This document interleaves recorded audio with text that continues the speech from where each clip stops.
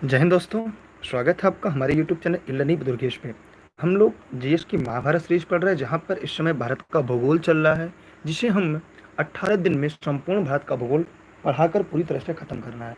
आज हम लोग बीचों बीच आ चुके हैं अपनी सीरीज के, अर्थात आज हम 9वें दिन में भारत की जलवायु पढ़ रहे हैं। एक ऐसा टॉपिक है जहाँ से परीक्षा में प्रश्न कम आते हैं, लेकिन जब आते हैं तो बड़े गलती होने की जो संभावना होती है, हमारी गलती होने की संभावना सबसे ज़्यादा हो जाती है। ठीक है, तो आप लोग ई-लर्निंग विद दुर्गेश पे जुड़े हैं, जो आप सभी प्रश्नों के जवाब देंगे।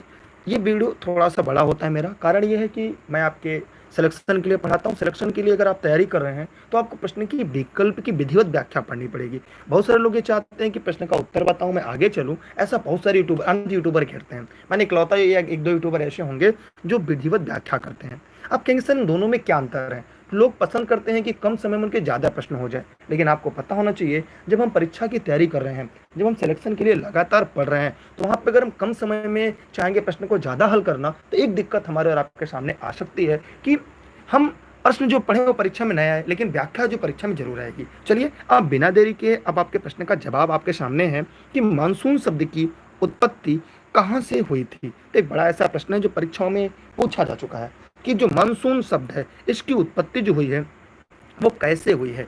तो जरा आप लोग कमेंट करके बताएं, जो लोग वीडियो को लाइव देख रहे हैं। अब जवाब देना भी शुरू कर दे सभी लोग। जी आप सभी का बहुत बहुत धन्यवाद जो लोग इस वीडियो को देख रहे हैं। देखिए, अगर मानसून शब्द को देखा जाए, उत्पत्ति की दृष्टिकोण से देखा जाए, तो ये अरबी भाषा का मौसम शब्द से हुआ है। किससे? अरबी भाषा से के मौसम शब्द से हुआ है। मौसम शब्द से मानसून शब्द की उत्पत्ति हुई है। मौसम का अर्थ होता है पवनों की दिशा का मौसम के अनुसार उलट जाना। इस मौसम का अर्थ होता है कि पवनों को दिशा, जो पवनों की दिशा होती है, हवाओं की जो दिशा होती है, वो मौसम के आधार पर पलट जाना या बदल जाना, उसे हम क्या कहते हैं? उसे हम मौसम कहते हैं और अरबी भाषा में है।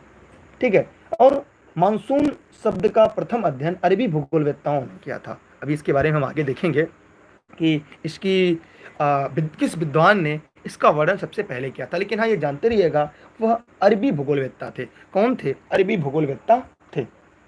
मैं चल रहा हूँ अगले प्रश्न की तरफ। तो जितने लोगों ने इस प्रश्न का उत्तर ए बताया था, उन सभी के प्रश्न के उत्तर पूरी तरीके से सही थे। ठीक है, चलिए मैं आगे बढ़ रहा हूँ अगले प्रश्न की तरफ। आप लोग आराम से पढ़िएगा, कितने भी लोग रहेंगे ईमानदारी से पढ़ेंगे, सफलता आपके कदमों में जरूर आएगी। विलंब हो सकता है किंतु अनिश्चित नहीं होगा, निश्चित होगी। विलंब ही सही, लेकिन आप अपनी रेस बरकरार रखें। आगे बढ़ते हैं अगले प्रश्न की तरफ। अगला प्रश्न आपके सामने आ चुका है, बहुत ही इजी प्रश्न है कि भारतीय मानसून का वर्णन सबसे पहले किस अरब विद्वान द्वारा किया गया था। तो मैंने आपको पहले बता दिया कि जो भारतीय जलवायु को मानसूनी जलवायु कहा जाता है, भारतीय जलवायु को मानसूनी जलवायु कहा जाता है। एक प्रश्न भी परीक्षा में पूछा जाता है। मानसून का अध्ययन अरबी भूगोल जो भूगोलवेत्ता थे, वो अल मसूदी, क्या नाम था उनका? अल मसूदी।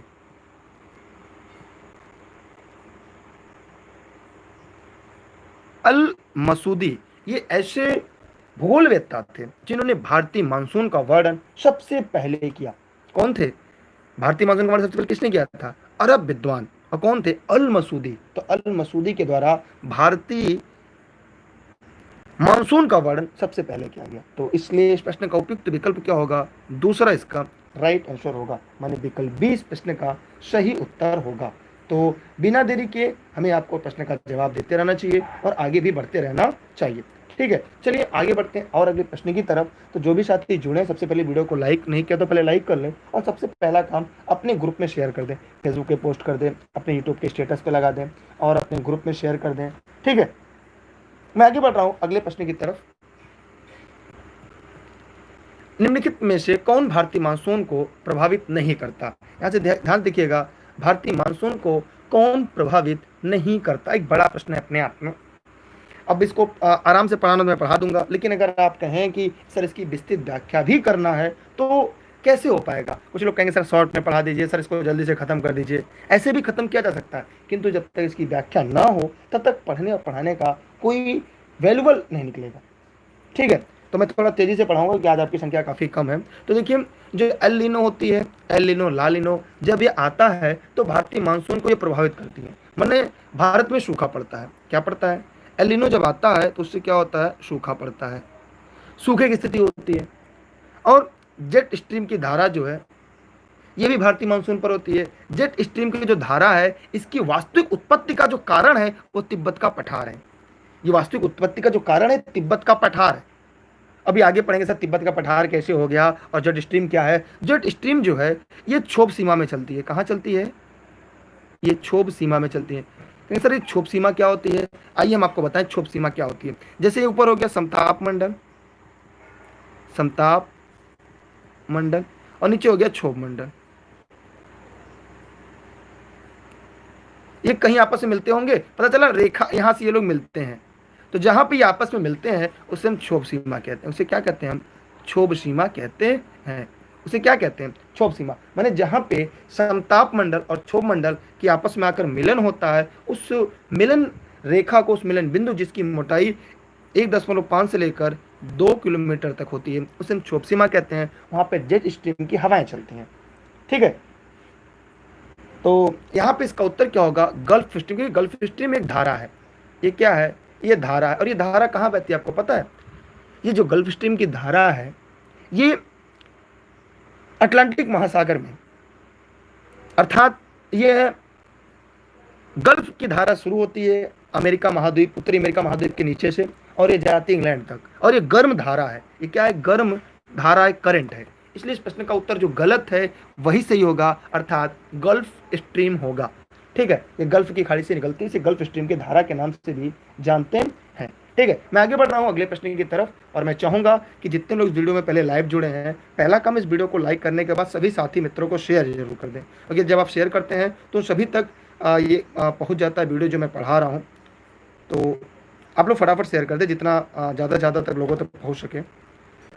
मैं आगे बढ़ रहा हूँ अगले प्रश्न की, आज ये अध्याय मुझे हर हाल में खत्म करनी है। भारत की जलवायु कैसी है? अगर हम भारत की जलवायु पे चर्चा करेंगे सर भारत की जलवायु कैसी है, तो एक बड़ा प्रश्न है अपने आप में कि भारत की जलवायु कैसी है। तो जलवायु कैसी है आप लोग कमेंट करके फटाफट बताएं। मैंने इसके बारे में अभी आपको व्याख्या करके बता भी दिया। देखिए, अगर हम भारत को जलवायु के लिए थोड़ा सा भारत का मैप बनाना पड़ेगा और मुझे आपको इसको समझाना पड़ेगा कि कैसी जलवायु है ना, क्योंकि सिलेक्शन के लिए हमें और आपको अच्छी तरीके से पढ़ना पड़ेगा, और सिलेक्शन एक दिन में नहीं मिलता, उसे लगातार मेहनत करना पड़ता है। जैसे आप लोग तपस्या करते हैं उसी तरह तपस्या ही होता है एक तरह से। ठीक है, मानो ये भारत है। अगर भारत को देखा जाए तो यहाँ पे भूमध्य सागर नहीं है आसपास, तो भूमध्य सागरी नहीं होगी। और अगर भारत देखा जाए तो भारत यहाँ पे 0 डिग्री है, और भारत शुरू होता है यहाँ से 8 डिग्री से। तो 8 डिग्री शुरू होता है तो ये भूमध्य रेखीय भी नहीं हुआ। अब महाद्वीपी, तो भारत महाद्वीप नहीं, इसे महाद्वीपी कहते हैं। तो सीधी सी बात है कि भारत का जो इसका प्रश्न का उत्तर होगा वो होगा मानसूनी। माने जो भारत की जलवायु मानसूनी है। और मैंने पहले व्याख्या में बता दिया कि जो मानसून शब्द का प्रथम प्रयोग अरब के भूगोलवेत्ता मसूदी द्वारा प्रस्तुत किया गया, और उनके द्वारा कहा गया कि जो भारत की जलवायु है वो मानसूनी है। भारत की जलवायु कैसी है? मानसूनी जलवायु है। तो कैसी जलवायु है? मानसूनी जलवायु है। अब इसके बारे में लोग और पढ़ेंगे कि मानसूनी जलवायु तो कैसी है, यहाँ पे शीत ऋतु कैसी होती है, ग्रीष्म ऋतु कैसी होती है, वर्षा ऋतु कैसी होती है, ITCZ क्या है। लेकिन आप लोग संख्या नहीं बढ़ रही, इसलिए मैं विस्तृत बहुत व्याख्या नहीं करूंगा। ITCZ क्या है, जैसे इंटर ट्रॉपिकल कन्वर्जेंट जोन, इसके बारे में क्या है, हवाएं कब किधर घूम जाती हैं। तो बहुत अच्छे अच्छे कॉन्सेप्ट हैं जो आपको पढ़ाने हैं। और मुझे ऐसा लगा कि अगर मैं एक बार आपको जलवायु, मौसम, वर्षा, हवा अगर पढ़ा दूँ तो पूरे जीवन में आपको नहीं भूलेगा। ऐसा मेरा कॉन्सेप्ट बना हुआ है। लेकिन आप लोग अगर वीडियो को शेयर करेंगे, लोगों तक पहुंचाएंगे, तो मुझे पढ़ाने में और खुशी होगी और पढ़ाने में अच्छा भी लगेगा। तो मैं आगे बढ़ रहा हूँ अगले प्रश्न की तरफ। इसका उत्तर क्या होगा कि भारत की जलवायु मानसूनी, ये परीक्षा में कई बार पूछा है, इसे एकदम रट लीजिए। मैंने अगर आपको सिलेक्शन लेना है, सरकारी नौकरी करनी, तो रट लीजिए। ठीक है, क्लास खत्म होने के बाद आपको प्रश्न पूछने के लिए मैं 2 मिनट का समय दूंगा, आप अपने प्रश्न पूछ सकते हैं। अभी टॉपिक के बाद मैं किसी टॉपिक पर बात नहीं करूंगा, सिवाय मानसून के, भारत की जलवायु के अलावा मैं किसी भी टॉपिक पर आपका कमेंट रिप्लाई करूंगा। कब? वीडियो खत्म होने के लास्ट में। आगे बढ़ते हैं अगले प्रश्न की तरफ, क्योंकि अभी जो जुड़े हैं वो केवल पढ़ने के लिए जुड़े हैं, बाद में जो जुड़ेंगे वो हमारे भाषण को सुनने के लिए। भारत की जलवायु निम्नलिखित में से किसका प्रभाव नहीं पड़ता? बहुत ही आसान प्रश्न है लेकिन यहाँ पे नहीं पूछा है। तो आप बताइए कि किसका नहीं पढ़ता। सभी लोग फटाफट कमेंट करें, कमेंट करके बताएं। जो लोग इस वीडियो को लाइव देख रहे हैं वे सभी कमेंट करके जरूर बताएं। सभी लोग फटाफट जवाब देते रहें प्रश्न का, किस विकल्प को ताला लगाया जाए। और आप कि भारत की जलवायु निम्नलिखित में से किसका प्रभाव नहीं पड़ता। आज ये टॉपिक खत्म हो जाएगा, कल के टॉपिक आप लोग चिन्हित कर लीजिए, कल के टॉपिक क्या पढ़ना है आपको। सभी लोग फटाफट कमेंट करें।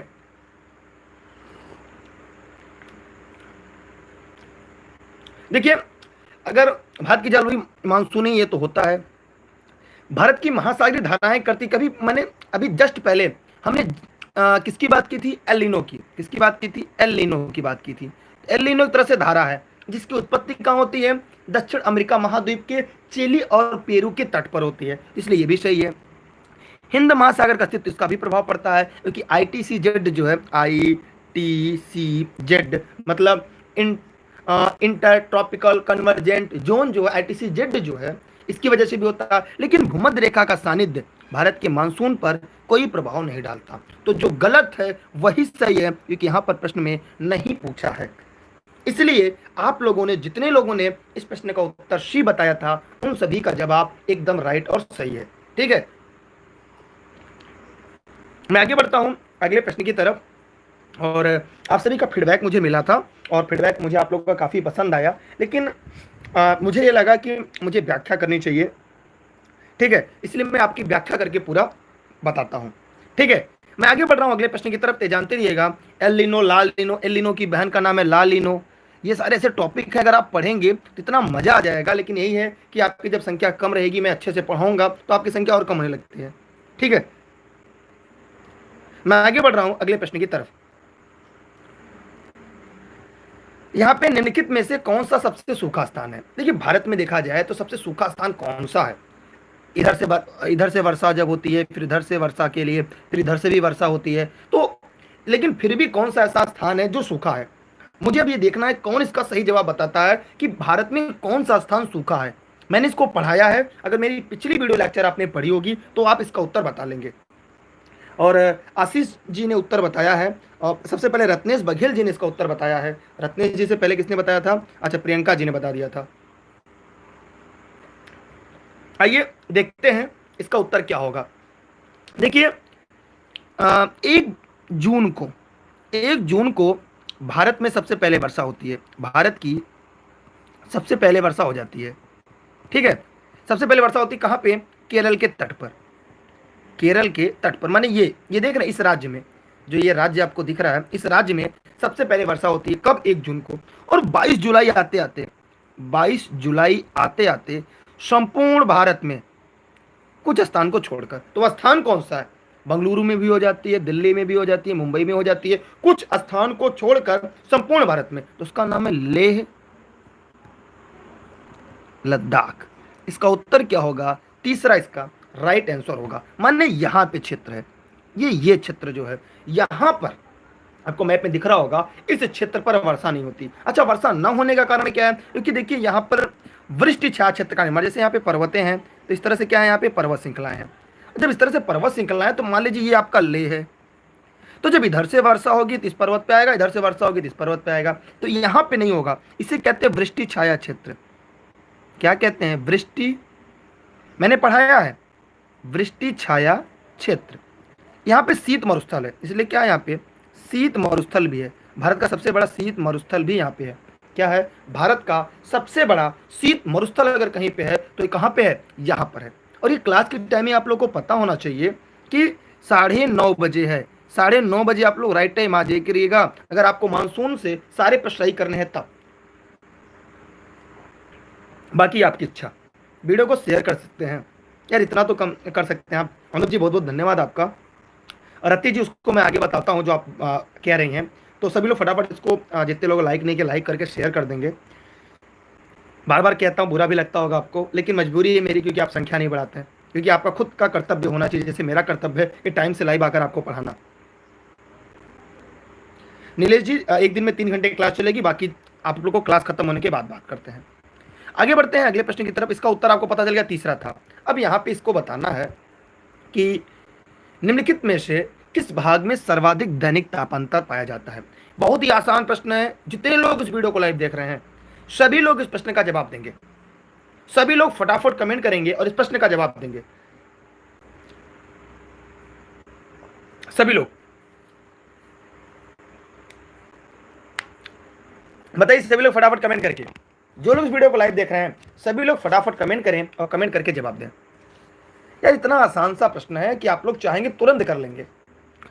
देखिए, दैनिक तापांतर का मतलब क्या होता है? जैसे अगर पूछा जाए सबसे ज्यादा तापांतर किस ग्रह का है, ये भी मैंने पढ़ाया। अगर हमारी आपने सीरीज पढ़ी होगी, एनसीईआरटी भूगोल की सीरीज अगर आपने सुबह 8 बजे वाली पढ़ी होगी तो आपको प्रश्न याद होगा कि सर्वाधिक तापांतर वाला ग्रह कौन सा है। मतलब ऐसा क्षेत्र जहां पे गर्मी ज्यादा और ठंडी भी ज्यादा हो, तो ऐसा क्षेत्र आप लोगों ने एकदम सही जवाब दिया है। तो ये राजस्थान का मरुस्थलीय क्षेत्र। यहाँ पे पता है क्या है? रात, यहाँ पे मैं दो भागों में इसको डिवाइड करूं, राजस्थान मरुस्थलीय क्षेत्र को, रात और दिन।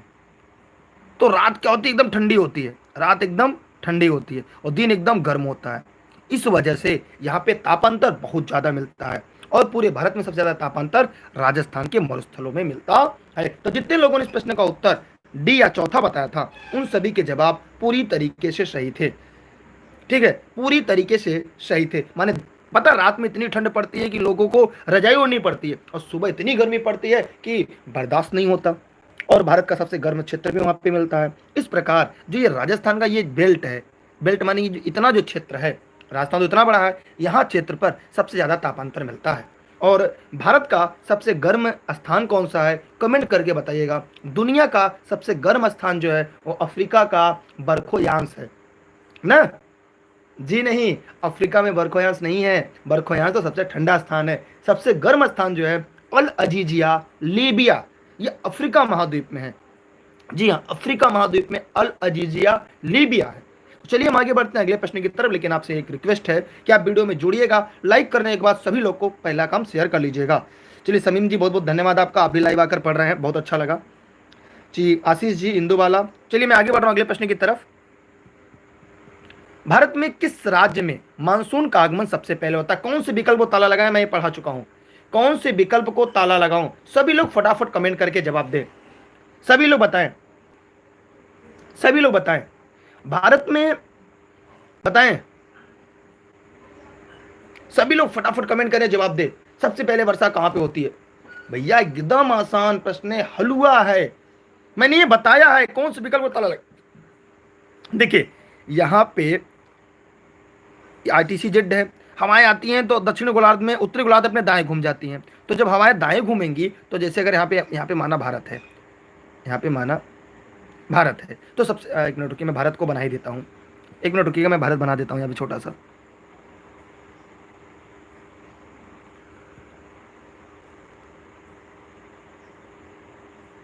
माना है भारत। तो यहाँ से जब आएगा, हवाएं दाएं घूम जाती हैं, सबसे पहले कहाँ होगा? सबसे पहले वर्षा यहाँ पर होगा, मतलब केरल राज्य में होगा। कहाँ पे होगा? केरल राज्य में। कब होगा? 1 जून को लगभग वर्षा हो जाती है। माने 1 जून तक भारत में, केरल में वर्षा हो जाती है। ITCZ कारण मैंने भी उसके बारे में उसका फुल फॉर्म बता दिया।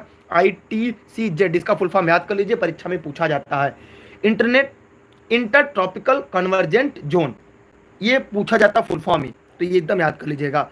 इसको बारे में बताऊंगा कैसे हवाएं दाएं घूमती है, बाएं घूमती है। जब मैं पूरा व्याख्या करके जब पढ़ाऊंगा तो मैं इस तथ्य को पूरी तरीके से स्पष्ट कर दूंगा, जहां पे आपके सारे कॉन्सेप्ट क्लियर हो जाएंगे। और ये जो वर्षा होती है ये दक्षिण पश्चिम मानसून होती है। लिख लीजिएगा, एक लाइन में लिखवाना चाहूंगा, लिख लीजिएगा जो लोग नोट्स बना रहे होंगे क्लास में। दक्षिण पश्चिम मानसून। तो दक्षिण पश्चिम मानसून से भारत में कुल वर्षा का 92% अकेले होता है।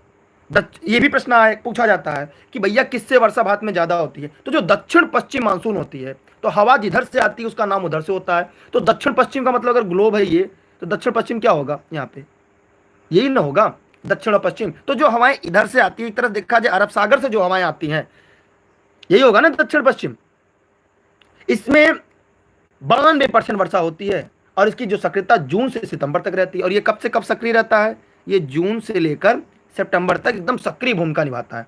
और इस मानसून का प्रारंभ केरल राज्य से होता है। कहां से होता है? केरल राज्य से होता है। और ये भारतीय कृषि का अधिकांश भाग आज भी वर्षा पर निर्भर है और यही वर्षा है। और इस तरह का मानसून समय पर आना कृषि के लिए अच्छा माना जाता है। अगर आपसे पूछा जाए कि सबसे ज्यादा वर्षा भारत के किस मानसून से होती है, तो इसी दक्षिण पश्चिम मानसून से होती है 92%। और अगर ये समय से ना आए तो कृषि विलंब हो जाती है।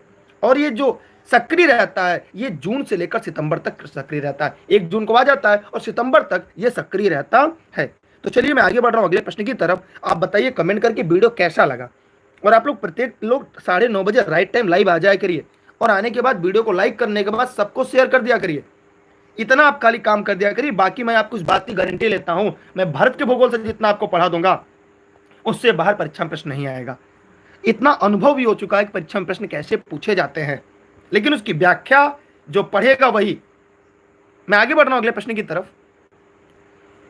तमिलनाडु में मानसून के सामान्य महीने में कब वर्षा होती है? यह प्रश्न काफी पढ़ाने लोग योग्य है और मैं इस प्रश्न को जरूर पढ़ाऊंगा। और मैं चाहूंगा कि जितने लोग इस वीडियो को लाइव देख रहे हैं वे सभी लोग ध्यान से देखें और इस बात को समझें। और जब समझेंगे तो कहीं ना कहीं यह तथ्य पूरी तरह से क्लियर हो जाएगा। ये काफ़ी बड़ा कॉन्सेप्ट है, आप हमें बताएं। इसको मैं अगर कहेंगे मैं तभी अच्छे से पढ़ाऊंगा और नहीं कहेंगे तो मैं नहीं पढ़ाऊंगा। ये बड़ा टॉपिक है, इसे व्याख्या काफ़ी बड़ी होगी। तो आप लोग कमेंट करके बताएं कितने लोग इस वीडियो को शेयर करेंगे, कितने लोग वीडियो को लाइक करेंगे। और क्योंकि यह 5 मिनट कम से कम इस टॉपिक को समझाना पड़ेगा, जीवन में कभी आपको नहीं भूलेगा। मैं यहाँ पे भारत का मैप बना रहा हूँ, तब तक आप सोच कर बताइए कि कितने लोग चाहते हैं मैं इसकी विस्तृत व्याख्या अच्छे से करूं, ताकि जीवन में कभी आपके यहां से प्रश्न अगर आए तो गलत ना होने पाए। सभी लोग फटाफट कमेंट करके बताएं।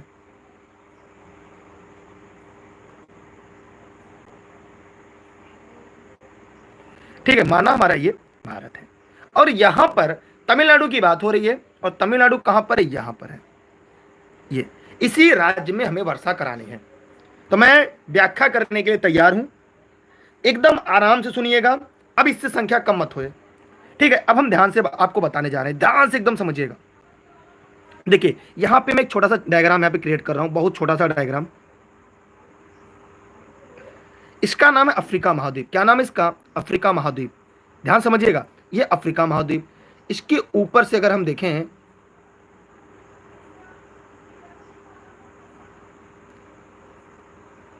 ठीक है, ये हमारा यूरोप है। ये क्या है? ये ध्यान समझिए पहले, ये हमारा यूरोप है।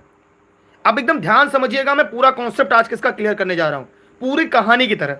देखिए यहां पर यूरोप महाद्वीप है, इसके बीच में यहां पे पानी है। पता है इसे क्या कहते हैं? इसे भूमध्य सागर कहते हैं। क्या कहते हैं? इसे भूमध्य सागर कहते हैं। क्या कहते हैं? भूमध्य सागर। इसके आसपास की जो जलवायु है उसे भूमध्य सागरी कहते हैं। यहाँ पे रस वाले फल बहुत ज्यादा होते हैं। पहले मेरी बात को गौर समझिएगा, उत्तर तो सभी दे लेंगे लेकिन इसकी पूरी कॉन्सेप्ट समझना आपके लिए जरूरी है। देखिए इसे क्या कहते हैं? यह है हमारा भूमध्य सागर। भूमध्य सागर तैतीस महासागर का बचा हुआ हिस्सा माना जाता है। और यहाँ पर जो मौसम या जलवायु मानसून होती है उसे भूमध्य सागरीय मानसून कहते हैं। और इसके आसपास रस वाले फल बहुत ज्यादा होते हैं, इसलिए इसे भूमध्य सागरीय फल भी यहाँ पे होते हैं। अब आगे ध्यान से देखिएगा। अब यहाँ पे देखिएगा, यूरोप क्या है? ठंडा है। ध्यान से मेरी बात समझिएगा, यूरोप क्या है? ठंडा है। अफ्रीका क्या है? गर्म है। यहाँ पे दुनिया का सबसे गर्म स्थान ये है अल-अज़ीज़िया लीबिया, और यहाँ पे ठंडा है। अब यहाँ से हवाएं और यहाँ से जब हवाएं आपस में आकर मिलती हैं तो भूमध्य सागर के ऊपर एक प्रतिचक्रवात का जन्म होता है। क्या होता है? एक प्रतिचक्रवात का जन्म होता है। और उस समय भारत में निम्न वायुदाब बनता है। क्या बनता है? यहाँ पे निम्न वायुदाब बनता है और यहाँ पे हाई प्रेशर बनता है। हवा हमेशा उच्च वायुदाब से निम्न वायुदाब की तरफ चलता है, तो हवाएं यहाँ से भारत की तरफ आगे बढ़ती है। ध्यान समझिएगा, हवाएं किधर बढ़ती हैं? भारत की तरफ बढ़ती हैं। और जब भारत की तरफ बढ़ते हुए हवाएं यहाँ पहुंचती हैं तो एक कंडीशन और जन्म लेती है। यहाँ पे पामीर की घाट है। ध्यान से देखिएगा, पामीर की घाट की टेम्परेचर खूब हो जाती है, उस समय गर्मी खत्म होने के कगार पे होता है और पामीर का घाट गर्म हो जाता है। इसे पामीर का पठार कहते हैं। ध्यान समझिएगा, यह है पामीर की गांठ। इसे आप पामीर की गांठ में कहूंगा लेकिन आप पामीर की पठार के नाम से जानते रहिएगा। इसे दुनिया की छत कहते हैं। यहां पहुंचने के बाद मेरी बात को गौर से समझिएगा, हवाएं दो भाग में डिवाइड होती हैं। हवाएं दो भाग में डिवाइड होंगी, एक यहां से टकराएंगी, टकराने के बाद एक उत्तर की तरफ चली जाएंगी और एक दक्षिण की तरफ आएंगी। Concept clear? जब दक्षिण की तरफ आएंगी, ध्यान से एकदम समझिएगा, दक्षिण की तरफ आने के बाद यहां पे मैंने आपको पढ़ाया था पहले ट्रांस हिमालय, फिर महान हिमालय, फिर ये देखिए ये महान हिमालय हुआ, लघु हिमालय हुआ, फिर शिवालिक। मैंने ये 3 पर्वत श्रेणियां पढ़ाई थी, याद है आपको?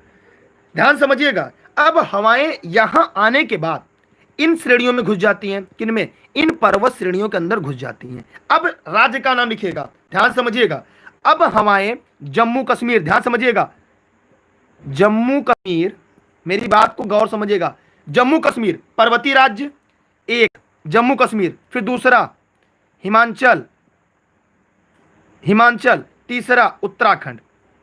मेरी बात को ध्यान समझते रहिएगा। उत्तराखंड, यहां पे ये पर्वतीय, ये तीनों पर्वतीय राज्य हैं, ये तीनों पर्वतीय राज्य हैं। तो पर्वतीय राज्य में जब ये पहुंचती हैं, ध्यान समझिएगा, जब ये पर्वतीय राज्यों में पहुंचती हैं तो यहां पे ये क्या करती हैं? यहां पे खूब हिमपात होता है। क्या होता है? हिमपात होता है। और जब हिमपात होता है तो सर्दी खूब पड़ेगी।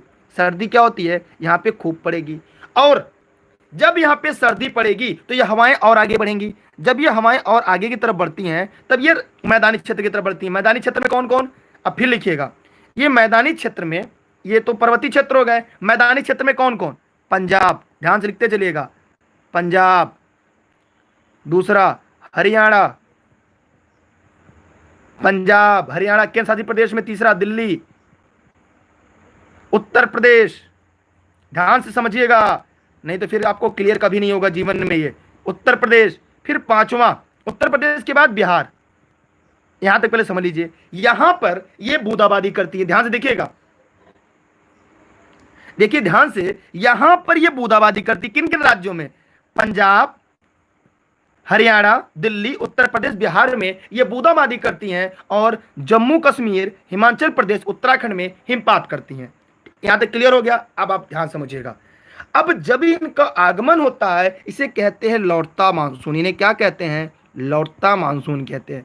क्या कहते हैं? लौटता मानसून कहते हैं। इसे पछुआ विक्षोभ कहते हैं। क्या कहते हैं? पछुआ विक्षोभ के नाम से भी जाना जाता है। ये इसे क्या कहते हैं? पछुआ विक्षोभ। अब और सुनिए कहानी, अब और सुनिएगा, अभी तो शुरुआत है, अभी तो मैं अंत तक तो पहुंचा ही नहीं। अब ध्यान से देखिएगा। अब जब ये हवाएं यहां पर आती हैं तो इन क्षेत्रों पे जब हिमपात करती हैं तो उत्तर भारत में, जब ये हिमपात करती हैं तो उत्तर भारत में क्या होता है पता है आपको? उत्तर भारत में शीतलहरी का आगाज होता है। क्या होता है? शीतलहरी का आगाज होता है। और जब शीतलहरी का आगाज होता है और यहाँ पे जब जहां बूंदाबांदी होती है, यहाँ पे 3 से 4 दिन तक लगातार बूंदाबांदी होती है। घनघोर वर्षा नहीं होगी, 3-4 दिन तक लगातार बूंदा बारिश होगी, 3-4 दिन तक लगातार बारिश होगी। और उसके बाद क्या होता है? यहां तक वर्षा करते करते जब ये बिहार तक पहुंचती हैं तो इनका क्या होता है? यहाँ पे जब यहाँ बिहार तक पहुंच जाएंगी तो इनका जो है जलवाष्प खत्म हो जाएगा। फिर ये कहाँ बढ़ती हैं? आगे की तरफ बढ़ती हैं, पश्चिम बंगाल, यहाँ पे देख रहे हैं, असम होते हुए फिर यहाँ अरुणाचल प्रदेश पहुंचती हैं। यहाँ पे गारो खासी जयंतिया की पर्वत है, उससे टकरा कर ये दक्षिण तरफ घूम जाती है। कहाँ? दक्षिण में। और जब दक्षिण में घूम जाती है फिर ये पहुंचती है बंगाली खाड़ी में। तो बंगाल की खाड़ी में फिर से जलवाष्प मिलता है और जलवाष्प मिलने के बाद फिर इनमें क्या होती है? नमी मात्रा आ जाती है। फिर ये पहुंचती है कहाँ पे? तमिलनाडु में। और जब तमिलनाडु में पहुंचती हैं तो घनघोर वर्षा करती हैं। तो तमिलनाडु में लौटते हुए मानसून से वर्षा होती है। Concept clear? माने तमिलनाडु में जो वर्षा होती है वो लौटते हुए मानसून से होती है। माने जो मानसून, अब याद रखिएगा, अब यह मानसून देख रहे हैं, यह मानसून यहां से कभी रास्ता भटक के पहुंच जाता है राजस्थान में। और जब राजस्थान में पहुंच जाता है तो इसे किस नाम से जानते हैं? कोई कमेंट करके बताएगा? राजस्थान में इसे किस नाम से बुलाते हैं? और याद रखिएगा, यह उत्तर भारत में रबी की फसल के लिए सबसे ज्यादा महत्वपूर्ण होता है। किस फसल के लिए? रबी की फसल के लिए सबसे ज्यादा महत्वपूर्ण होता है। ठीक है, तो बताइए इसका उत्तर क्या होगा? राजस्थान में इसे एक नाम से जानते हैं, लौटता पछुआ विक्षोभ को एक नाम से जानते हैं। वह नाम कोई फटाफट कमेंट करके बता दे। अगर कोई लाइव मेरी, जी मावट एकदम सही जवाब। मावट कहते हैं, इसे क्या कहते हैं? राजस्थान में इसे मावट कहते हैं। जी हाँ पूनम जी एकदम आप सही जवाब बताइए, इसे मावट कहते हैं। इसे क्या कहते हैं? मावट कहते हैं। और ये बूंदाबांदी होती है और इसका समय अलग अलग है, मैं इसको आगे बता दूंगा। ये जो सक्रिय भूमि का यहाँ तक पहुँचने का समय अलग है और वर्षा का समय अलग है। और हमारे यहाँ बूंदाबांदी होती है, बिजली कड़कती हल्की हल्की होती है। तो आप बताएं कितने लोगों को ये कॉन्सेप्ट समझ में आ गया? जो लोग वीडियो को लाइव देख रहे हैं फटाफट कमेंट करके बताएं कितने लोग को ये कॉन्सेप्ट समझ में आ गया। ये लौटता मानसून की जो कॉन्सेप्ट था ये कितने लोग को समझ में आ गया? सभी लोग फटाफट कमेंट करें। जितने लोगों को समझ में आ गया वाई कमेंट करें, जितने लोग को लाइव समझ में आ गया वाई कमेंट करें फटाफट कि हाँ आपको समझ में आ गया, और जिनको नहीं समझ में आया वो यन कमेंट करें। क्योंकि इससे सरल अगर कोई पढ़ा दे तो वीडियो को अनसब्सक्राइब कर दीजिएगा। अगर इससे बेहतर कोई क्लास पढ़ा दे तो वीडियो को अनसब्सक्राइब कर दीजिएगा, दोबारा यहाँ मत पढ़िएगा, क्योंकि आप सिलेक्शन के लिए पढ़ रहे हैं, आपका टाइम सबसे ज़्यादा महत्वपूर्ण है। अच्छा, मैं पूछूं कि इन राज्यों में जम्मू कश्मीर, हिमाचल प्रदेश, उत्तराखंड में बर्फबारी क्यों होती, कोई बता सकता है? क्यों? क्योंकि ये पर्वतों पर है, इनकी ऊंचाई ज्यादा, वहां पे हिमरेखा नजदीक है, इसलिए यहाँ पर हिमपात होती है। मैदानी क्षेत्र जो है वो नीचे है, इसलिए यहाँ बूंदा बूंद मतलब बूंद के रूप में वर्षा होती है। तो ये दोनों कॉन्सेप्ट भी आप जानते रहिएगा। तो आप लोग फटाफट आप लोग शेयर कर दीजिए, कुछ लोग फेसबुक पे डाल दीजिए, कुछ लोग अपने व्हाट्सएप पे शेयर कर दीजिए। आप लोग के लाइक करने की संख्या कम, अनलाइक की ज़्यादा होती है। ठीक है, जो बाद में देखने के लिए आ रहे हो, इस वीडियो को स्टार्टिंग से देख लेंगे, सारा कॉन्सेप्ट क्लियर हो जाएगा। यूरोप महाद्वीप, अफ्रीका महाद्वीप, कैसे इसका जन्म होता है, पामीर के पठार से टकराने के बाद दो श्रेणियां बदल जाती है, एक उत्तर की तरफ, एक दक्षिण की तरफ। दक्षिण तरफ जो आती है वो हमारे पर्वत श्रृंखलाओं में से घुस जाती है, पर्वतीय क्षेत्रों में हिमपात करती है, मैदानी क्षेत्रों में वर्षा करती है। पंजाब, हरियाणा, दिल्ली, उत्तर प्रदेश, पश्चिमी बिहार तक वर्षा करती है। उसके बाद इसका जलवायु खत्म हो जाता है, फिर ये अन्य राज्यों में वर्षा नहीं करती, फिर ये दक्षिण की तरफ घूम जाती है, फिर इसे बंगाल की खाड़ी से जलवायु मिलता है, फिर तमिलनाडु में जाकर वर्षा करती है। तो यहाँ तक सारा कॉन्सेप्ट आपका क्लियर हो जाना चाहिए। आप इसकी स्क्रीनशॉट ले लें और इसका उत्तर नवंबर से दिसंबर लगा लीजिएगा, टिक। इसका उत्तर क्या होगा? नवंबर दिसंबर, माने विकल्प 4। स्क्रीनशॉट क्लिक कर लें।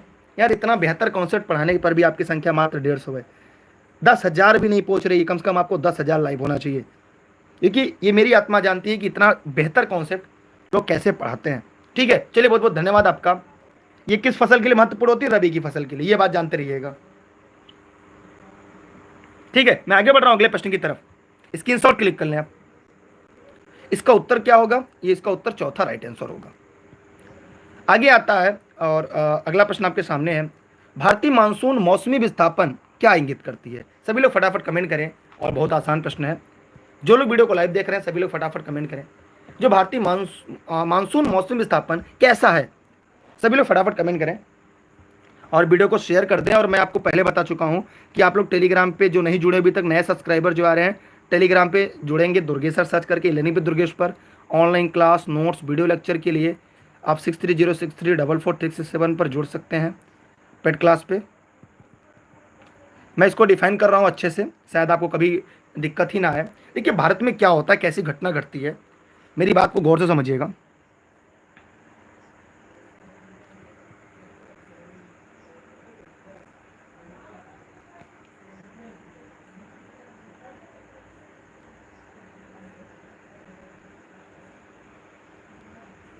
ठीक है, माना ये हमारा भारत हो गया,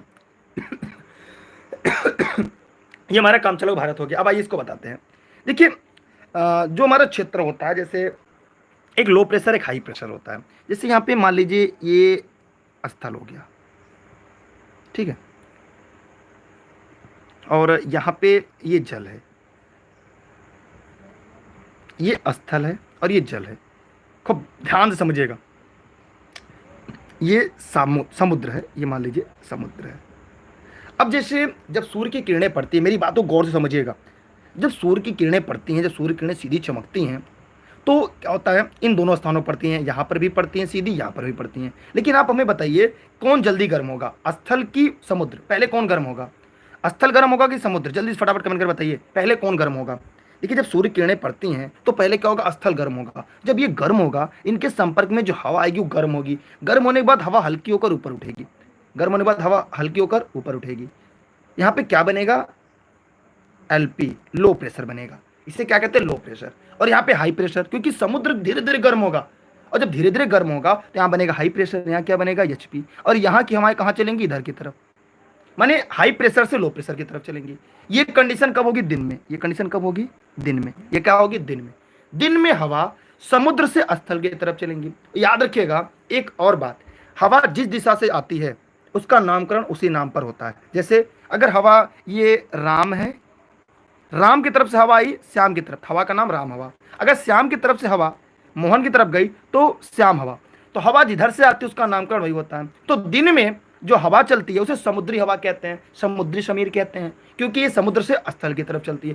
रात होती है, इसकी कंडीशन फिर देखिएगा, रात हो गई ये हमारा क्या हो गया, स्थल हो गया, ये हमारा जल, ये हमारा स्थल हो गया, और ये हमारा समुद्र हो गया, सागर। अब जब रात होती है तो जमीन क्या होता है, जल्दी से ठंडा हो जाता है, और जब ठंडा हो जाता है और ये तब तक धीरे धीरे गर्म होता है, ये क्या होगा, ये स्थल जो है ये तो जल्दी से ठंडा हो जाता है, और ये धीरे धीरे क्या होता है, गर्म होता है। अब विपरीत, अब यहाँ पे लो प्रेशर बनेगा, हवा यहाँ पे गर्म होकर ऊपर उठेगी, जब गर्म होकर ऊपर उठेगी तो यहाँ पे क्या बनेगा, यहाँ पे एलपी बनेगी, लो प्रेशर बनेगा, यहाँ पे लो प्रेशर बनेगा, और यहाँ पे क्या बनेगा, यहाँ पे एचपी, हवा इधर से अब इधर की तरफ चलेगी।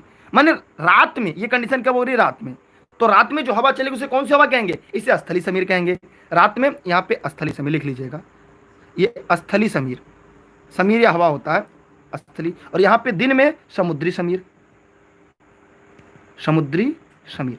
तो ये एक दिन में 2 बार होती हैं, तो माने पूरे साल में ये 2 बार होती हैं। और ये खासकर जैसे आपने देखा होगा, लोग कहते हैं मैं मुंबई में वर्षा जल्दी हो जाती है, क्योंकि समुद्र किनारे ये कंडीशन यहाँ पे लगातार होती रहती है, इसीलिए समुद्र किनारे न ज़्यादा गर्मी पड़ती है न ज़्यादा ठंडी पड़ती है। इसीलिए इस प्रश्न का जो उपयुक्त विकल्प होगा वो क्या होगा कि मानसून विस्थापन कौन है, स्थल और समुद्र का विभेदी तापमान, इसका तापमान अलग सा है, एक जल्दी गर्म होता है, धीरे धीरे गर्म होता है। इसलिए इस प्रश्न का उत्तर ए इसका राइट आंसर होगा। तो आप लोग बताएं, जितने लोग थे लाइव वो लोग समझ में आ गया, क्योंकि देखिए मैं आज ज़्यादा प्रश्न नहीं पढ़ाऊंगा क्योंकि आपकी संख्या बहुत ही कम होती जा रही है। आप लोग बताइए, 1000 भी लोग लाइव नहीं पढ़ते, जबकि आपको सबको पता है 9:30 से क्लास लाइव स्टार्ट हो जाती है, 1-2 मिनट देरी होती है, लेकिन 9:30 से क्लास स्टार्ट हो जाती है लर्निंग विद दुर्गेश पर, फेसबुक पेज पर भी हो जाता है। ठीक है, ठीक है, तो आप लोग ध्यान से इसको पढ़िए, ध्यान से इसको समझिए। जो लोग इस वीडियो को लाइव देख रहे हैं सभी लोग फटाफट कमेंट करें और कमेंट करके बताएं, सभी लोग आप लोग शेयर करिए। क्या अगर आपको लग रहा है पढ़ाने में कोई कमी तो मत शेयर करिए, मेरी बात को छोड़ दीजिए। अगर आपको लग रहा है कि दुर्गेश सर नहीं पढ़ा रहे सही, या दुर्गेश सर पढ़ाने में कोई कमी है, यार अगर आपको लग रहा है कि आदमी मेहनत से पढ़ा रहे तो कम से कम ज़्यादा से ज़्यादा लोगों को लाभ तो मिले। आप तो इतना तो कर सकते हैं, 18 दिन में खत्म हो जाएगी भारत की भूगोल। ठीक है, मैं आगे बढ़ रहा हूँ अगले प्रश्न की तरफ। पढ़ाते समय नोट्स और वीडियो की कोई बात नहीं, आप इस पर व्हाट्सएप करेंगे, सारी जानकारी मिल जाएगी। मैं आगे बढ़ रहा हूँ अगले प्रश्न की तरफ, स्क्रीनशॉट क्लिक कर लें, स्क्रीनशॉट काफ़ी महत्वपूर्ण होगा आपके लिए। ठीक है, मैं आगे बढ़ रहा हूँ अगले प्रश्न की तरफ। भारत की सर्वाधिक वर्षा कैसे होती है, इस प्रश्न का उत्तर तो मैं नहीं बताऊंगा, और आपको भले बुरा लग जाए क्योंकि मैंने इसको पढ़ा दिया है। सभी लोग फटाफट कमेंट करें, कमेंट करके बताएं, सभी लोग फटाफट कमेंट करें और कमेंट करके बताएं। मैंने ये पढ़ा दिया है और मैंने उसका कारण भी बता दिया है। मैंने यहाँ पे एक छोटा सा मैप फिर मैं ड्रा कर रहा हूँ, और बार बार मुझे मैप नहीं ड्रा करना चाहिए। मैंने यहाँ पे मैप ड्रा करते समय एक बात बताई थी, सबसे पहले केरल में वर्षा होती है, तो जब केरल वर्षा तो हवा किधर से आएगी, इधर से आएगी, तो ये कौन सी दिशा होगी, ये दिशा अगर हमें यहाँ पे बनानी हो तो हवा इधर से आएगी। ये क्या है, ये हमारा, ये तो पहले हमारा साउथ है, ये हमारा वेस्ट है, तो इसे क्या कहेंगे, साउथ वेस्ट। साउथ वेस्ट का मतलब क्या होगा, दक्षिण पश्चिम। माने भारत में सबसे ज़्यादा वर्षा दक्षिण पश्चिम मानसून से होती है, लगभग 92% वर्षा यहीं से होती है, कुल वर्षा का 92%।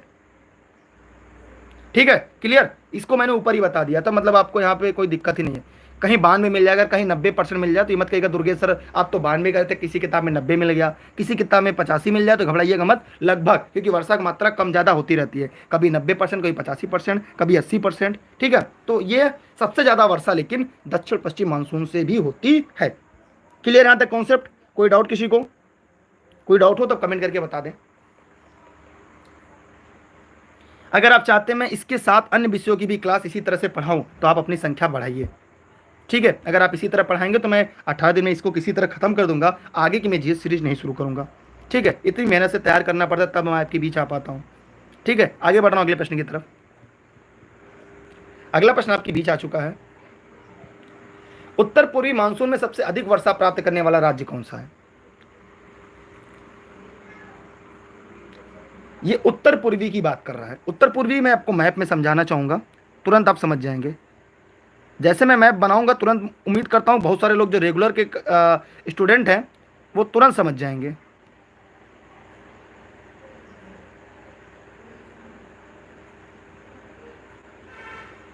माना ये हमारा भारत है। देखिए जब मैं अच्छा बनाने का प्रयास करता हूँ तो अच्छा नहीं बन पाता। तो ये उत्तर पूर्वी मानसून है। ये कहाँ से आता है? यहाँ से आ रहा है, यहाँ से टर्न हो जा रहा है। अब बताइए ये किस राज्य में सबसे ज़्यादा वर्षा करेगी? ये मैंने कॉन्सेप्ट पढ़ाया है। ये सूर्य का जब दक्षिणायन होता है तभी ऐसा होता है।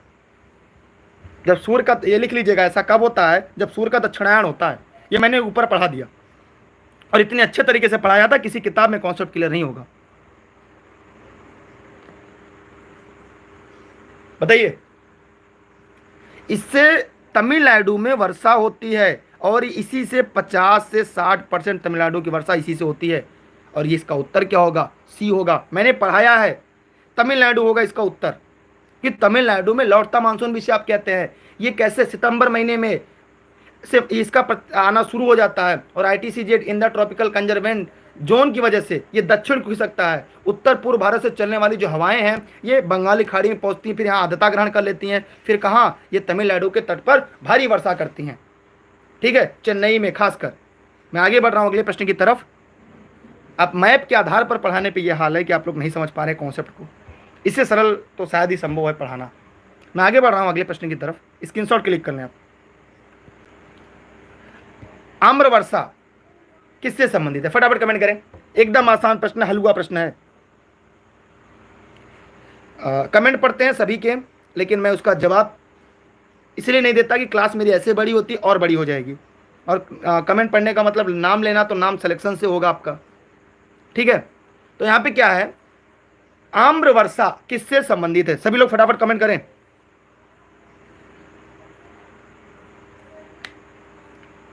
नहीं, मैं सबके कमेंट पढ़ रहा हूं, कोई नहीं कह रहा है, कोई हाँ कह रहा है। तो यहाँ से सिलेक्शन के लिए आते हैं, मैं कमेंट पढ़ने लगूंगा, टाइम बर्बाद होगा। मैं खुद ही इतना ज़्यादा पढ़ाता हूँ, वीडियो मेरी काफ़ी लंबी हो जाती है, तो मैं कमेंट पढ़ूंगा समय और ज़्यादा जाएगा। तो बहुत सारे लड़के हैं आप जैसे लोग सिलेक्शन के लिए पढ़ने आते हैं, तो मैं नहीं चाहूँगा मैं आपका टाइम बर्बाद करूँ बात करने में। मैं टॉपिक को डिफाइन कम कर पाता हूँ, वीडियो इतनी बड़ी हो जाती है। देखिए, आम्र वर्षा जो है इसका संबंध मैं आपको बता दूं पहले मैप बनाकर, ताकि आपको ये कॉन्सेप्ट पूरे जीवन में ना भूले। देखिए देखिए जो इस वर्षा का, आम्र वर्षा का जो संबंध है, इसका संबंध इन दो राज्यों से है। आम्र वर्षा का जो संबंध है इन दो राज्यों से है। इन दोनों राज्यों का नाम आपको पता हो गया होगा। ये ऊपर वाला हो गया कर्नाटक और नीचे वाला हो गया केरल। इन दो राज्यों से, कर्नाटक और केरल राज्य से है। इसमें क्या होती है? जो वर्षा होती है वो फुहार वाली वर्षा होती है। कैसी वर्षा होती है? फुहार वर्षा। फुहार वर्षा समझ गए आप लोग?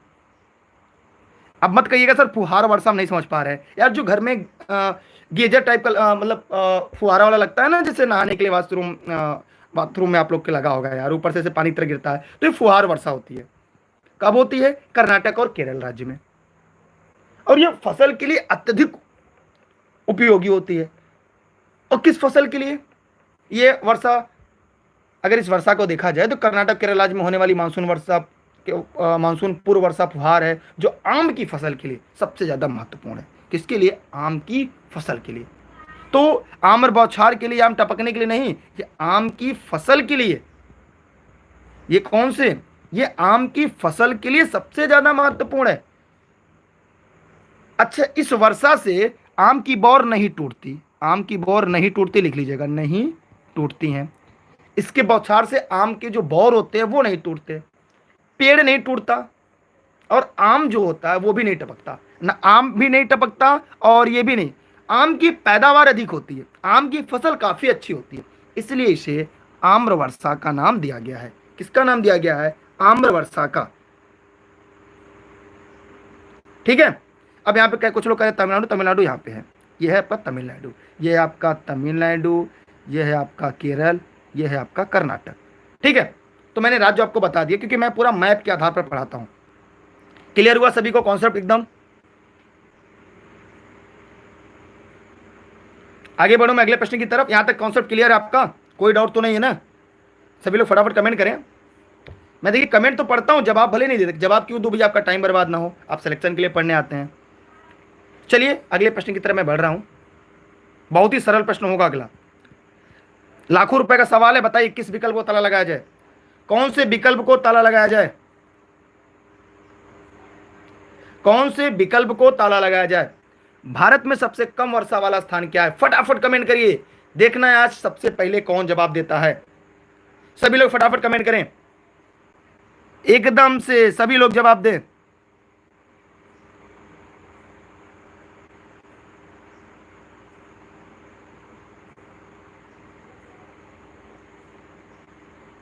ठीक है, माना ये हमारा भारत है, बहुत अच्छा तो भारत नहीं बन पाया, ये हमारा भारत है। तो भारत में एक क्षेत्र यहाँ पे है, यहाँ पे क्या है, उसका नाम है लेह लद्दाख। यहाँ पे क्या होता है, जैसे यहाँ पे पर्वत है, यहाँ पे पर्वत है, यहाँ पे पर्वत है, तो यहाँ पे जब इधर से वर्षा होती है तब भी ये वर्षा सूखा रह जाता है, इधर से वर्षा होती है तो ये क्षेत्र सूखा रह जाता है, तो यहाँ पे वर्षा नहीं हो पाती।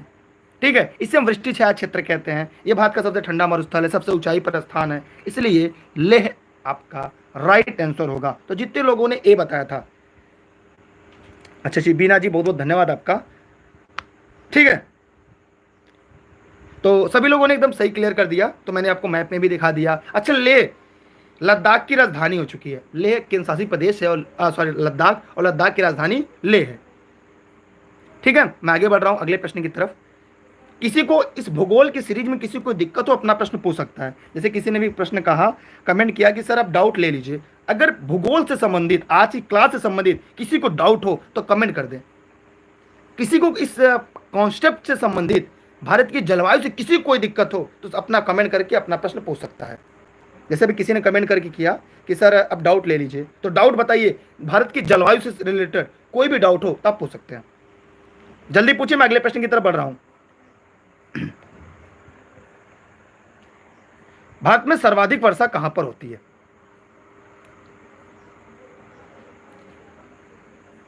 भारत में सबसे ज्यादा वर्षा कहां पर होती है? चलिए एक मैप मैं ड्रा करता हूं, आप लोग भी देखिए मैप ड्रा करिए, क्योंकि मैप से ना जो एक बार कॉन्सेप्ट क्लियर हो जाता है ना, जीवन में कभी नहीं बोलता।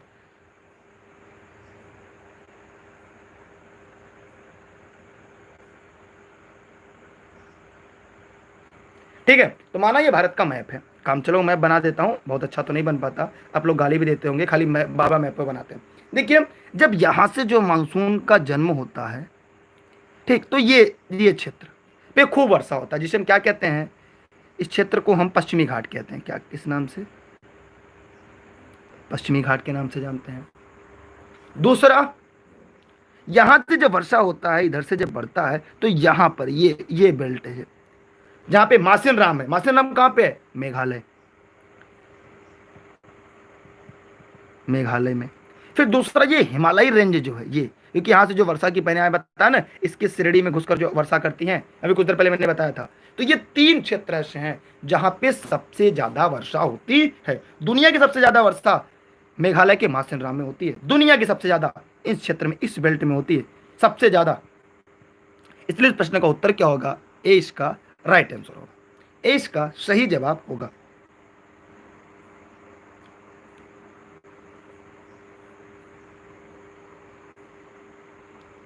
ठीक है, मैं आगे बढ़ूं अगले प्रश्न की तरफ।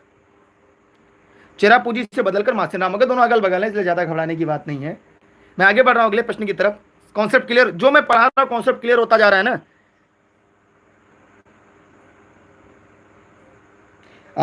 एक किसी का जवाब प्रश्न आ रहा है कि सर उनका तमिलनाडु वाला कॉन्सेप्ट क्लियर नहीं हुआ, तो वीडियो को पीछे जाके वो वीडियो को स्टार्टिंग से देख लेंगे तो उनको तमिलनाडु का कॉन्सेप्ट पूरी तरह से क्लियर हो जाएगा। मैंने एकदम व्याख्या करके 8 मिनट तक उसको समझाया है, तो उम्मीद करता हूँ वो कॉन्सेप्ट आपका क्लियर हो जाएगा। मैं आगे बढ़ रहा हूँ अगले प्रश्न की तरफ।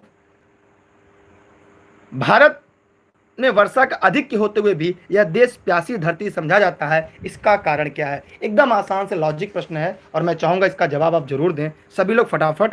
और डेली क्लास के लिए आप टेलीग्राम ज्वाइन करिएगा, जो भी नए आ रहे हैं वो टेलीग्राम पे दुर्गेश्वर सर्च करके इलर्निंग विद दुर्गेश पे जुड़ेंगे।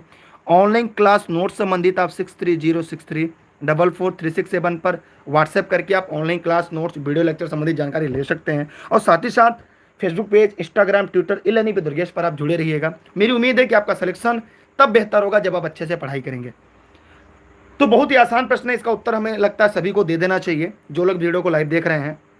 देखिए, भारत में अधिक वर्षा होते हुए भी ये प्यासी धरती रह जाती, क्यों? क्योंकि वर्षा का पानी तेजी से बह जाता है, वर्षा होती तेजी से वर्षा होती है, पानी बहकर नालों में जाता है, नाले नदी में मिलते हैं और नदी समुद्र में मिलती है। वर्षा का पानी शीघ्रता से भाप भाप है, ये थोड़ा सा गलत टाइप हो गया है, इसको लिख लीजिएगा भाप। भाप बनकर उड़ जाता है। ठीक है, ये भी सही है। वर्षा कुछ थोड़े महीनों में ही जोर से होती है थोड़ी सी जल्दी से होकर खत्म हो जाती है। इसलिए इस प्रश्न का उत्तर ऑल ऑफ दीज होगा। क्या होगा? ऑल ऑफ दीज, उपयुक्त सभी होगा। Concept clear? किसी कोई डाउट? किसी को कोई डाउट हो तो पूछ सकता है कमेंट करके। एकदम आसान सा यार, हलवा सा प्रश्न था ये। यार आप लोग को शेयर तो कर दीजिए। आप लोग मैं तो लगा 10,000 तो कभी नहीं पूछेगा आप, कितना भी बढ़िया मैं पढ़ा लूँ, क्योंकि आप लोग शेयर नहीं करेंगे, लोगों तक नहीं पहुँचाएंगे, तो मैं कितना भी बेहतर क्यों ना व्याख्या कर लूँ, आप इसे नहीं पहुँचाएंगे। ठीक है, मैं आगे बढ़ रहा हूँ, क्योंकि आप शेयर नहीं करेंगे, लाइक नहीं करेंगे। आप लोग को चाहिए बस तुरंत प्रश्न का उत्तर बताओ, आगे बढ़ो। लेकिन मैं संख्या बढ़े या ना बढ़े, लेकिन मैं उतने लोग को पढ़ाऊंगा जो सिलेक्शन के लिए हैं। कौन सी जल प्रबंधन की युक्ति भारत में लागत का अधिकतम लाभ देने वाली है? माने ज्यादा लाभ किससे होगा?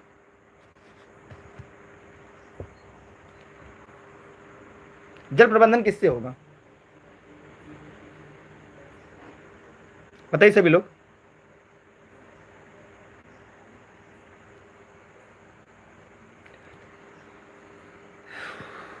बताइए सभी लोग फटाफट।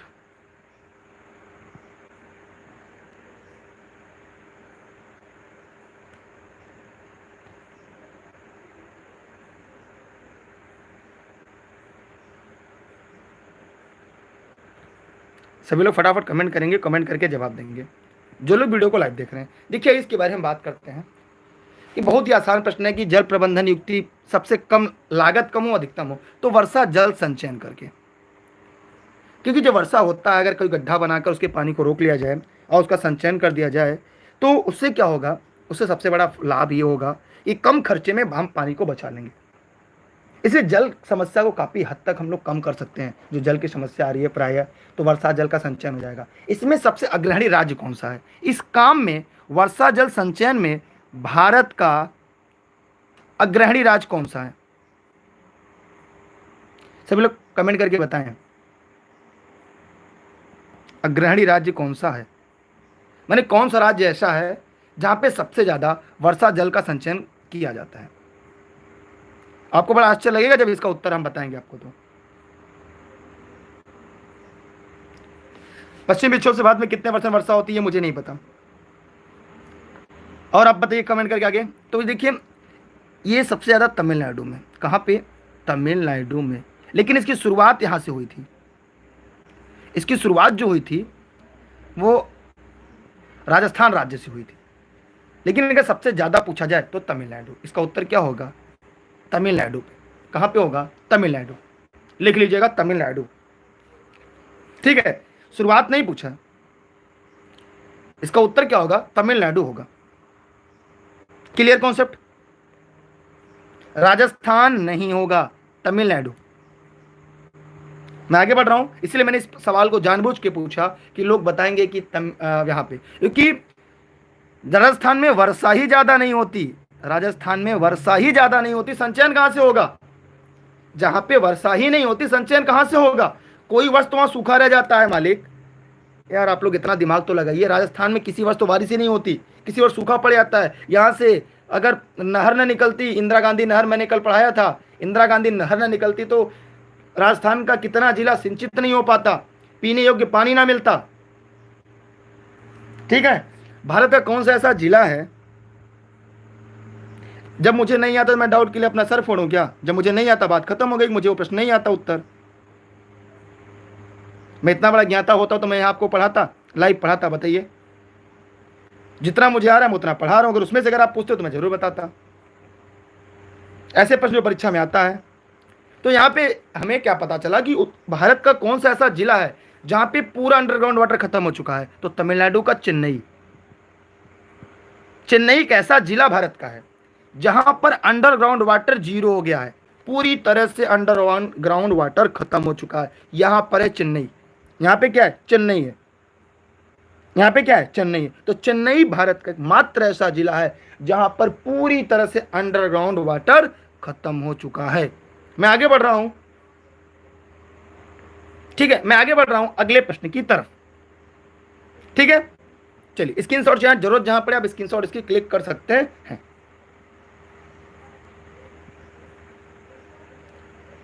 एक छोटा सा प्रश्न आपके सामने है, किस राज्य में जाड़े के मौसम में वर्षा होती है? अब ये मत कहिएगा सर मुझे इस प्रश्न का उत्तर नहीं पता। जो लोग वीडियो को लाइव देख रहे हैं, कोई भी व्यक्ति ऐसा नहीं कह सकता कि मुझे इस प्रश्न का उत्तर नहीं पता, क्योंकि यह प्रश्न मैंने कई बार बताया है और कई बार समझाया है, और यह आज का आखिरी प्रश्न भी होगा। यह आज का आखिरी प्रश्न है, क्योंकि इसके बाद क्लास आपकी खत्म हो जाएगी आज की। तो अब इसके बाद जैसे क्लास ये खत्म होगी आप अपने प्रश्न पूछ सकते हैं, जिसके मन में जो डाउट आ रहा हो सभी पूछ सकते हैं एक एक करके।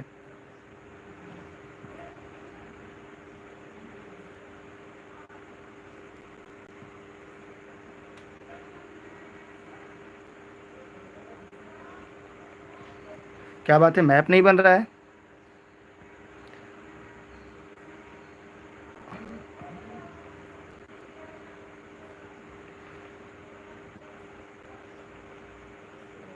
सोचिए, मैप नहीं बन रहा है, बताइए। भूगोल के स्टूडेंट हो चुके रह के हमसे मैप नहीं बनाने आ रहा है, कि कितनी शर्म की बात है मेरे लिए।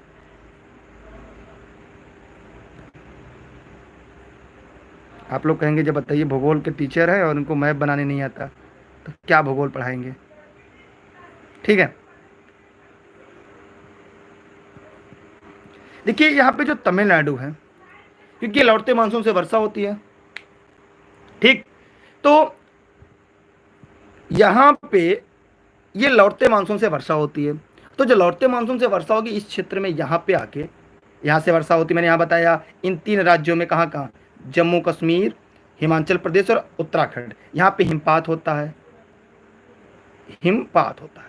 और उसके बाद कौन से राज्य, यहाँ पे आपका पंजाब, हरियाणा, हरियाणा है, पंजाब है, नीचे दिल्ली है, फिर ये उत्तर प्रदेश है आपका, फिर यहाँ पे पश्चिमी बिहार का आधा हिस्सा। यहाँ तक क्या होता है, हल्की बारिश होती है, और जो जो पूर्व की तरफ बढ़ता जाता है त्यों त्यों वर्षा की मात्रा कम होती है। इसके बाद वर्षा खत्म हो जाती है, यहाँ तक खाली जाता है, फिर ये दक्षिण की तरफ घूम जाता है, फिर यहाँ बंगाल की खाड़ी में जलवाष्प मिलता है, फिर ये ले जाकर तमिलनाडु में वर्षा करता है। इसलिए इस दिए गए प्रश्न का जो उत्तर होगा वो होगा तमिलनाडु। क्या होगा? तमिलनाडु इसका राइट आंसर होगा। ठीक है, तो मैं उम्मीद करता हूँ आज आपका कॉन्सेप्ट पूरी तरह से क्लियर हो चुका होगा।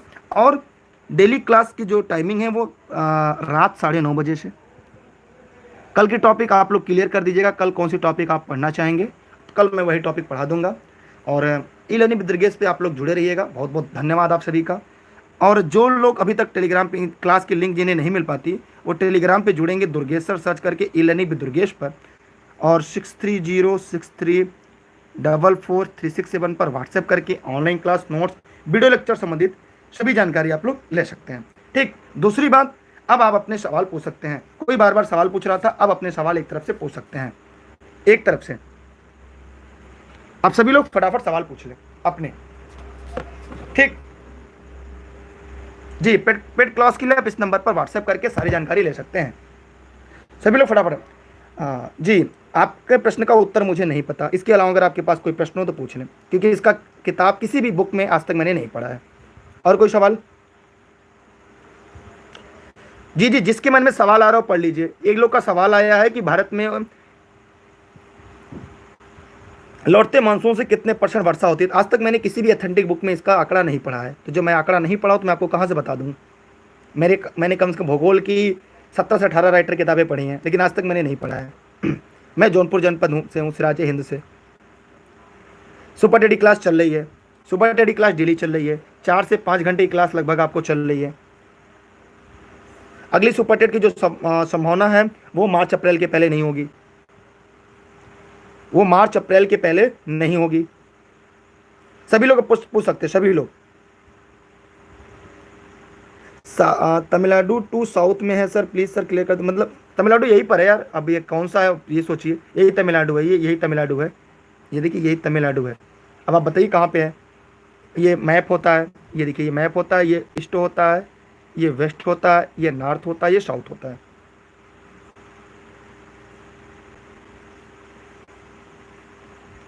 हाँ जी, डिस्ट्रीब्यूशन वाला होता है। जी महेश जी, अनुप जी बहुत बहुत धन्यवाद आपका। महेश जी, रत्नेश बघेल जी और अपना प्रश्न पूछिए। रत्नेश जी आप तो डेली क्लास में रहते हैं। और कोई सवाल? दिलीप जी आप फिर से चेक करिए, टेलीग्राम पे क्लास मिलती है सुबह 8 बजे। स्वयं मेरी ज्योग्राफी क्लास आपको मिलती होगी एनसीईआरटी की। उसके बाद 2 क्लासेज एनसीईआरटी की हैं। फिर मैथमेटिक्स की क्लास इसमें मिल रही है। सब क्लास मिलाकर आपको 4 से 5 घंटे की क्लास प्रतिदिन मिल रही है। एक बार आप चेक कर लीजिएगा। एसएससी टेस्ट एसएसटी के लिए भी बहुत मोस्ट इंपॉर्टेंट है।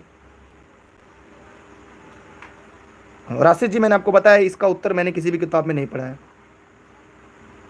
साउथ वेस्ट मैंने बता दिया कि 90 से 92% है। किसी किताब में आपको 85 मिल जाएगा, किसी किताब में आपको 80 मिल जाएगा। ठीक है ये, लेकिन इसका एग्जैक्ट जो है वो 90 से 92% है। मेरी क्लास अच्छी होती प्रतिदिन लिया करिए टाइम से एकदम। भारत के एरिया किसी ने पूछा तो 32,87,263 वर्ग किलोमीटर भारत का क्षेत्रफल, दुनिया का 7वां सबसे बड़ा देश है। इसके लिए आप वीडियो नंबर फर्स्ट देख लीजिएगा। और कोई सवाल आपका? 32,87,263 वर्ग किलोमीटर है। और कोई सवाल? बस हो गया? आपके क्वेश्चन का जवाब मैंने दे दिया। 90 से 92%, 80 से 85%।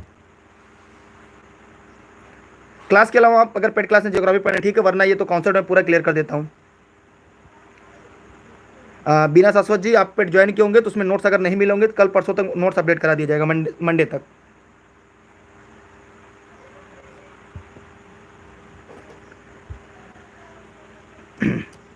मेरी नॉलेज की जांच करने के लिए पूछ रहे हो तो बेशक पूछ सकते हैं, और अगर जानकारी के लिए पूछ सकते हो तो ई लर्निंग विद दुर्गेश, मैं दुर्गेश जायसवाल, जीएस से इससे बड़ा प्लेटफॉर्म नहीं मिलेगा। ये घमंड की बात नहीं, गर्व की बात है, क्योंकि मैं खुद ही यूपीएससी का एक सामान्य अभ्यर्थी रहा हूँ। और सामान्य अभ्यर्थी जब पीटी मेंस क्लियर करता है इसका मतलब यह है कि वो उसका जीएस ठीक ठाक होगा। एकता जी थैंक यू आपका, और आपने सजेशन अच्छा दिया था और आपके सजेशन में मैंने काम भी किया। लेकिन थोड़ी सी ये है कि मुझे ये लगता है कि अच्छा पढ़ाइए, थोड़ा पढ़ाइए, संख्या कम रहे, लेकिन अगर आप सिलेक्शन लेकर आएंगे तो आप 1,000 लोग को खुद जोड़ेंगे। ठीक,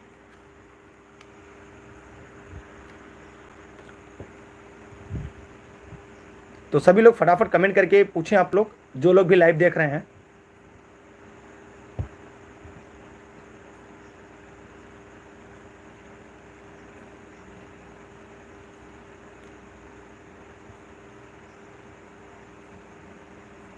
बताइए,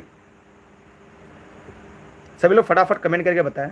देखिए एक प्रश्न आया है कि मानसून की उत्पत्ति तापीय सिद्धांत, जिसे थर्मल का सिद्धांत कहते हैं। ठीक, एक आया है थर्मल का सिद्धांत। जी हाँ, एक लोग का प्रश्न आ रहा है कि थर्मल का सिद्धांत, जिसे मानसून के सिद्धांत के नाम से भी जाना जाता है। ठीक, मतलब हमारा जांच कर रहे हैं कि किसको कितना आता है, किसको कितना नहीं आता है। चलिए आज आप प्रश्न कर लीजिए।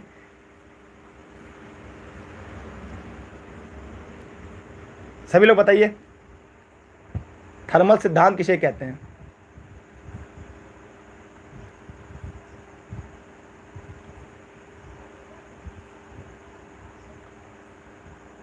सभी लोग बताएं फटाफट।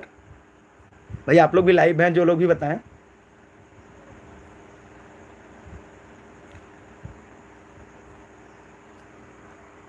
ये ब्रिटिश के थे, डडले, इनका नाम क्या था? डडले स्टाम्प था। ठीक है, इनका नाम क्या था? डडले स्टाम्प था। इन्होंने मानसून की थर्मल थ्योरी दिया था। कौन सा दिया था? मानसून का थर्मल सिद्धांत दिया था।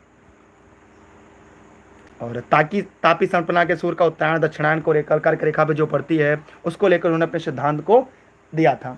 ठीक, और इनके सिद्धांत के अनुसार जो है, जो मानसूनी हवाओं की उत्पत्ति का मुख्य कारण ताप है। इनके कारण क्या है? ये जो थर्मल डंडले स्टाम्प जी थे और बेकर ने, इन्होंने जो अपनी सिद्धांत दिया था, इनका बस एक ही मानना था कि जहाँ पे सूर्य का उत्तरायण दक्षिणायन होता है, सूर्य की जो किरणें गोलार्ध में पड़ती है। आप ही के क्वेश्चन का जवाब दे रहे हैं राशिद जी। डडले स्टाम्प जी हैं। कौन है? डडले स्टाम्प और बेकर। कौन है? डडले स्टाम्प और बेकर महोदय हैं। और ये कहाँ के विद्वान हैं? ये ब्रिटिश के हैं। और इस सिद्धांत में मानसूनी हवा की उत्पत्ति का जो मुख्य कारण है उसे ताप बताया गया है। टेम्परेचर बताया गया है। क्या बताया गया है? ताप या टेम्परेचर बताया गया है। ठीक है जी हाँ। और इन्हीं के कारण इन्होंने निम्न भारतीय पूर्वी जो हवाएं होती हैं, मानसूनी हवाएं, व्यापारिक हवाएं, इनके बारे में इन्होंने डिफाइन किया है। तो जब मैं इसकी थियरी पढ़ाऊंगा तो शायद आप आकर पढ़िएगा, ज़्यादा अच्छा लगेगा। और कोई सवाल आपका? सीटेट सितंबर लास्ट में होने की संभावना है। और कोई? किसी के ज्ञान से जांचने से अच्छा उसकी मेरी 2-4 क्लासेज और पढ़ लीजिए। और कोई सवाल आपका? बस क्लियर?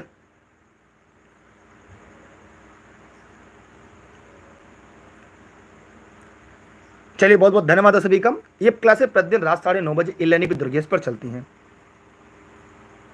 नहीं नहीं, जो हवाएं चलती हैं उनके कई फैक्ट हैं। जैसे इन्होंने डडले का सिद्धांत जैसे जो पूछ लिया, डडले ही नहीं है। जैसे जो हवा चलती है इसके कई तरह के हैं। जैसे फेरल का नियम तो हम लोगों ने पढ़ा ही है, लेकिन उसके लिए उच्चावच भी जिम्मेदार होती है। तापमान, सूर्य की किरणें, साथ ही साथ ढाल, कई चीज़ें जिम्मेदार होती हैं। इसलिए ये मत मानिएगा,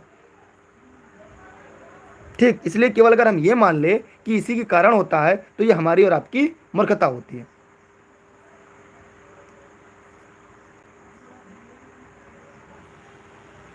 आपके प्रश्न का जवाब मिल चुका? अगर आपके प्रश्न का जवाब मिल चुका हो तो कमेंट करके बता दीजिएगा, ठीक है। चलिए, बहुत बहुत धन्यवाद आप सभी का। आपकी क्लास मिल चुका है, अगर नहीं मिला हो तो 5 मिनट वीडियो बैक करके देख लीजिएगा। कल की टॉपिक मिट्टी, अच्छा हाँ, कल की टॉपिक लिख लीजिएगा। कल की टॉपिक जो होगी, ये क्लासेस तो आपकी प्रतिदिन रात 9:30 बजे चलती है। कल की टॉपिक होगी मिट्टी और चट्टान। भारत की मिट्टी और चट्टान,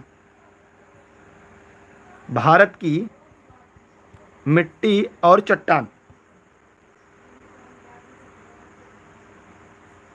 ठीक। राशिद, आप ऊपर जाके वीडियो को देख लीजिए, आपका जवाब मिल चुका है। आप सुनते कम है क्या लग रहा है? कल का टॉपिक जो होगा भारत की मिट्टियाँ और चट्टान, ये काफ़ी महत्वपूर्ण टॉपिक है, क्योंकि चट्टान के बाद ही मिट्टी हम लोग पढ़ना। जैसे सवाल आ जाता है मिट्टी किसे कहते हैं, चट्टान किसे कहते हैं, तो मिट्टी क्या होता है? चट्टानों के चूर्ण को हम मिट्टी कहते हैं, ठीक है।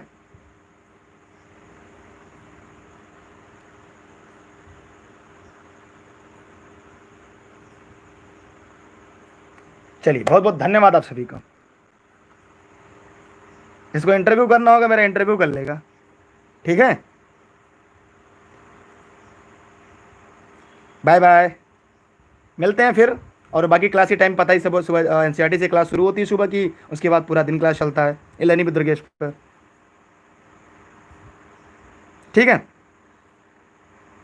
ठीक है, चलते हैं, बाय बाय।